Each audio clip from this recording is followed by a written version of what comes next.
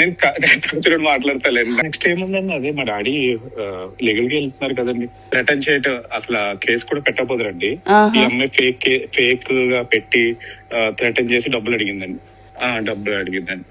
ఇంకా మా డాడీ చూసారు ఇది మరీ ఎక్స్ట్రీమ్ కి వెళ్ళిపోతుందని ఇంకా మా లాయర్ వచ్చి మాట్లాడతారండి.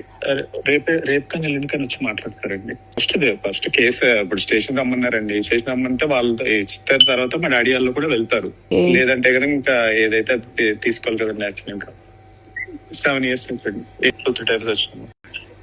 అంటే ఇప్పుడు లాస్ట్ 2-3 years నుంచి గోల్డ్ ఇల్లు అది కొనడం జరిగిందండి, ఎక్కువ హెవీగానే. ఏం చేసామంటే అదే డబ్బులు వెనక్కి ఇమ్మని చెప్పి అడిగి పెళ్లి చేసుకున్నప్పుడు ఇల్లు కొనిపించుకున్నాం, అది కూడా ఇచ్చేసే అన్నా.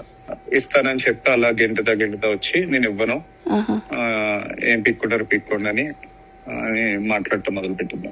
నేను లోన్స్ కూడా తీసుకున్నానండి, బయట లోన్స్ కూడా తీసుకుని ఇచ్చాను. కొన్ని లోన్ తీసుకుని ఇచ్చాను, కొన్ని బయట వాళ్ళ దగ్గర తీసుకుని ఇచ్చాను. మా డాడీ ఉంటాయి, నా ఉంటాయి, మల్టిపుల్ థింగ్స్ ఉంటాయి.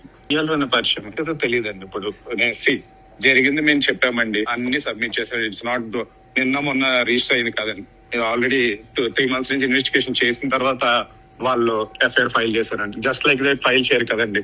20th ఫైల్ అయింది అనుకుంటాను, నాకు తెలీదు. యాక్చువల్లీ మీట్ అవటం వల్ల బయటకు వచ్చిందేమో అండి. నార్మల్ ఇప్పుడు ఎవరో డబ్బులు ఇవ్వాల్సి వచ్చిన ఇవ్వకపోతే ఎలా పెడతారు, కేసు అలాగే పెట్టేవాడు. డబ్బులు డిమాండ్ చేస్తా అడిగిందండి. అది ఉందండి. చాలా మంది దగ్గర మీడియేటర్లుగా ఉన్నప్పుడు వాళ్ళని సెటిల్ చేయమని అడిగింది.